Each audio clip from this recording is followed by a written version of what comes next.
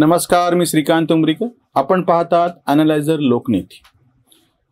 राहुल गांधी यांनी निवडणुकीचा जो 6वा टप्पा आता त्याचा प्रचार काल दुपारी संपला, त्याच्या नेमकं आधी बरोबर एक अतिशय जहरी असं भाषण केले, ज्याच्यामध्ये परत एकदा जातीमध्ये भांडणं लावायचा त्यांनी प्रयत्न केलेला आहे. जातीमध्ये द्वेषाची भावना कशी उत्पन्न झाली पाहिजे, उच्च जाती, खालच्या जाती, सवर्ण, दलित, उच्चवर्णीय, मागास, अतिमागास, दलित, अतिदलित, त्याच्यानंतर भटके, विमुक्त, ठरवून आदिवासी यांच्यामध्ये भेद निर्माण करायचा प्रयत्न परत एकदा त्यांनी त्यांच्या वक्तव्यांनी केलेला आहे.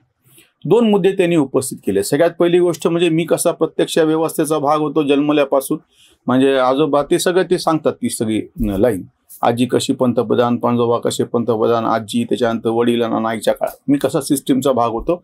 आणि मला माहीत आहे की ही सगळी व्यवस्था तळागाळातल्या वर्गांना दाबण्याचं कसं काम करते ते. म्हणजे तुम्ही पार्ट अँड पार्सल होता की ज्या प्रचंड मोठ्या कालखंडामध्ये 55 वर्ष तुमच्या गांधी घराण्याची सत्ता, काँग्रेसची सत्ता देशावरती राहिली. आणि त्या काळामध्ये सुद्धा उच्चवर्णीयांनी, बाकीच्यांनी मिळून दलितांना किंवा उपेक्षित वर्गाला अजून दाबण्याचा प्रयत्न केला. म्हणजे जुनं जाऊ द्या, स्वातंत्र्योत्तर काळातलं मी सांगतो, हे राहुल गांधींनी एका अर्थाने कबूल केलं. दुसरं, ते परत आता प्रश्न असा उपस्थित करतायत की उच्चवर्णीय सगळे मोठमोठ्या पदांवरती बसलेले आहेत, जजेस असो किंवा सेक्रेटरी लेवलवरती असो, प्रशासकीय अधिकारी असो, IAS IPS असो, आणि इथं कुठे SC किती आहेत, ST किती आहेत, OBC किती, सुरू केलं त्यांनी परत. खोटारडेपणा बघा कसा आहे ते. आज जो कुठला अधिकारी सर्वोच्च पदाला पोहोचलेला आहे तो किमान 25-30 वर्ष त्याची सेवा झालेली असली पाहिजे. 25-30 वर्ष तुम्ही मागे गेला तर तुम्ही 92-93 पर्यंत जाऊन पोहोचता. हा सगळा कालखंड नरसिंहरावच्या काळातला आहे. तेव्हा झालेल्या ज्या नियुक्त्या आहेत ते लोक सिनियर होऊन आता त्या पदावरती पोहोचलेले आहेत. आता ज्या उच्च पदस्थ असे जे सगळे भारतातले अधिकारी आहेत टॉपमोस्ट, त्या सगळ्यांच्या नेमणुका मोदीच्या काळात झालेल्या नाहीत, भाजपच्या काळात झालेल्या नाहीत.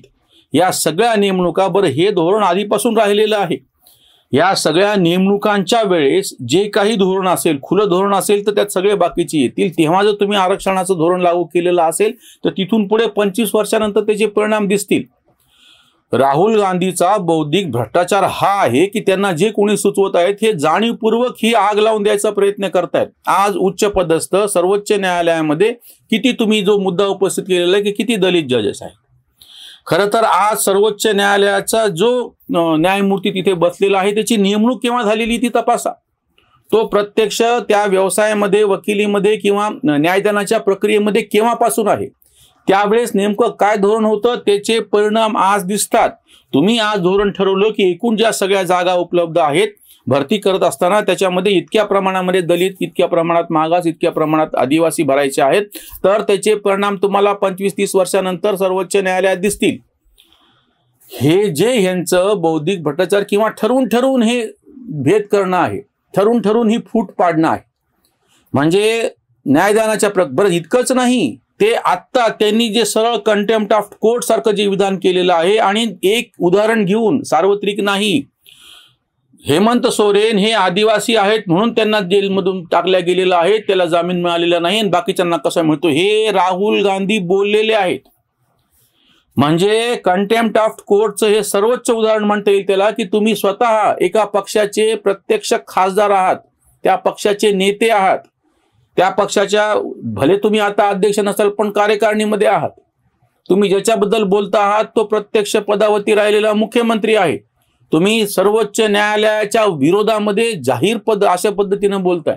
तिकडे ममता बॅनर्जी सांगतात की म्हणजे ते ओबीसीचे सगळे जेव्हा अर्ज त्यांचे जे सगळे हे जे आहे ते खारिज केले गेले सर्वोच्च न्यायालयाकडून, मी नाही मानत हा न्यायालयाचा फैसला. म्हणजे हे उघडपणे जे स्वतः संविधान बचाव, लोकशाही खतरे में आहे, हुकुमशाही येईल, हे सगळे सांगणारे स्वतः त्या दृष्टीनं पावलं टाकायला लागले. हे का घडले तुम्ही लक्षात घ्या. हे सहज झालेलं नाहीये, बोलता आलेलं नाहीये. आता निवडणुकीचा शेवटचा टप्पा आहे आणि ह्यांची जी शेवटची तडफड चालू आहे की दिसतंय समोर पराभव, दिसतंय की आपल्याला काही फारसा प्रतिसाद मिळालेला नाहीये. त्या अश्वत्थाम्यानं चिडून ब्रह्मास्त्र काढावं तशातला प्रकार आहे ते, कारण की सगळं निघून गेलेलं दिसतं आहे. अधर्मानं वागायची बुद्धी केव्हा होती की जेव्हा तुमचा धर्मानं पराभव झालेला आहे. युद्धामध्ये नीटनीट पराभव झाल्याच्या नंतर अश्वत्थामासारखा काय म्हणता येईल त्याला शापित असा आत्मा जसा तो वाटेल तसे अत्याचार करत फिरतो, तसे यांची वक्तव्य ती. आणि हे का घडते तुम्हाला मी फार साधं सांगतो. 6 डिसेंबर 1990ला फक्त बाबरी मस्जिद पडली नाही. 6 डिसेंबर 1990ला पहिल्यांदा हिंदूंमधल्या आपसातल्या सगळ्या भिंती पडून एक संध हिंदू तयार होण्याची प्रक्रिया सुरू झाली. हा आरंभ बिंदू आहे. त्याच्यानंतर तुम्हाला एक साधारणतः 10-15 वर्षातले परिणाम असे दिसतील की मोठ्या प्रमाणात भाजपच्या पाठीमागे हिंदू म्हणून लोक एकवटायला लागले, जातीचे नाहीत. मंडल आयोगाचा स्वीकार केल्याच्या नंतर आणि मोठ्या प्रमाणामध्ये ओबीसी आणि इतर जातीतले चेहरे नेते म्हणून भाजपने पुढे करायला ठरवून 1990च्या नंतर सुरुवात केली. त्याचा परिणाम असा दिसला की हिंदूंचे आपसामधले जे काही भेद होते ते त्या बाबरी मस्जिदच्या भिंतीबरोबर ते पण कोसळले.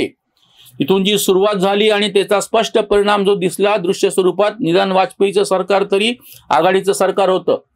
2014ला पहिल्यांदा भाजपला जे स्पष्ट स्वरूपामध्ये बहुमत मिळालं, त्याच्याही मध्ये उत्तर प्रदेश मधल्या 80 पैकी 72-73 जागा मिळाल्या. त्याच्या मागे सगळा हिंदू जातीपातीच्या भिंती तोडून एकत्र झाला, हा तो पुरावा आहे. त्याच्यामुळे हे काँग्रेस आणि बाकीचे सेक्युलर आणि सगळे विरोधक अस्वस्थ आहेत, कारण की त्यांचा भर कशावरती होता, हिंदूमध्ये भेद पाडायचा, दलितांना जवळ करायचं आणि मुस्लिमांचं लांगुल चालन करायचं आणि ह्या जीवावरती निवडणुका जिंकायच्या.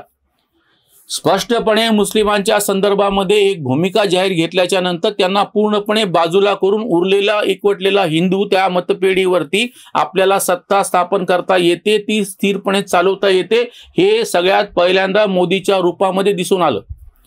वाजपेयींच्या काळात तरी ते सरकारचा तुम्ही पाठिंबा काढून घेणे आणि बाकी सगळं असणे अशी अडचण होती, पण मोदीच्या काळात असं घडलं नाही. पहिले 5 वर्ष पूर्ण झाले, दुसरे 5 वर्ष पूर्ण झाले आणि त्यांना स्वतःचं बहुमत असल्यामुळे त्यांना पाठिंबा देणाऱ्यांचे वाटेल ते नखरे सहन करायची त्यांना कधी गरज पडली नाही. जसं स्वतः शिवसेनेने एक काळ ड्रामे केले होते सरकारमधून बाहेर पडून 2018लाच केंद्रामध्ये, त्याच्यानंतर चंद्रबाबू नायडूंनी केली होती, हे सगळ्यांना माहिती आहे. भाजपने त्याच्यानंतर 2017ची उत्तर प्रदेश विधानसभेची निवडणूक, 2019ची उत्तर प्रदेश मधली लोकसभेची निवडणूक आणि 2021 मधली परत एकदा विधानसभेची निवडणूक, या 22ची ह्या सगळ्या कालखंडामध्ये उत्तर प्रदेशमधून जातीमध्ये विभागला गेलेला जो मतदार होता, जो हिंदू समाज होता, त्याला मोठ्या प्रमाणामध्ये, पूर्णपणे झालंय असं नाही म्हणत मी, मोठ्या प्रमाणात एकवटता येतं, त्याची तशा अर्थाने सत्ता त्याच्या जीवावरती मिळवता येते आणि सगळ्यांचं हित साधेल असे समान कार्यक्रम आखता येतात, जातीमधले सगळे भेद विसरून, हे दिसत असल्यामुळे पहिल्यांदाच मोठ्या प्रमाणामध्ये डावे, काँग्रेसवाले, लिब्रांडू हे सगळे अस्वस्थ झालेले आहेत. आणि म्हणून हे ठरवून जातीतले भेद समोर आणणे, राखीव जागांच्या संदर्भातली आरक्षण त्यांना वाटेल तसं भडकावणे, त्या वर्गाला त्याच्या अस्मितेचे विषय पुढे करून जास्तीत जास्त पद्धतीनं भडकपणे ते रस्त्यावरती यावेत असा प्रयत्न करणे. आणि हे फक्त देशांतर्गत होते असं नाही, आंतरराष्ट्रीय पातळीवरती सुद्धा मोठ्या प्रमाणामध्ये ह्या सगळ्या गोष्टीला हिंदू समाजामध्ये फूट पडण्यासाठी आगीत तेल ओतण्याचं काम चालू आहे. याला राहुल गांधी तर प्रश्नच नाही, आपल्या महाराष्ट्रामध्ये सुद्धा मराठा आरक्षणाच्या मुद्द्यावरती जरांगे पाटलाला काय म्हणता येईल त्याला बळ देऊन सगळ्यांनी हा प्रयत्न केलेला आहे की जातीमध्ये भांडणं हिंदूच्या अंतर्गत कशी लावल्या जावी. मतदान महाराष्ट्रात संपलं आहे, उद्या 6वा टप्पा संपतो आहे आणि 1 जूनला सगळीच निवडणूक संपते आहे.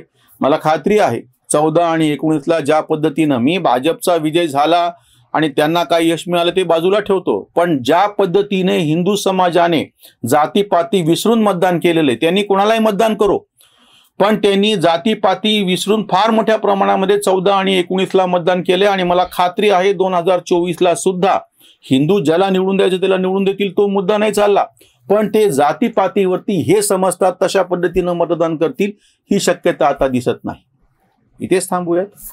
धन्यवाद.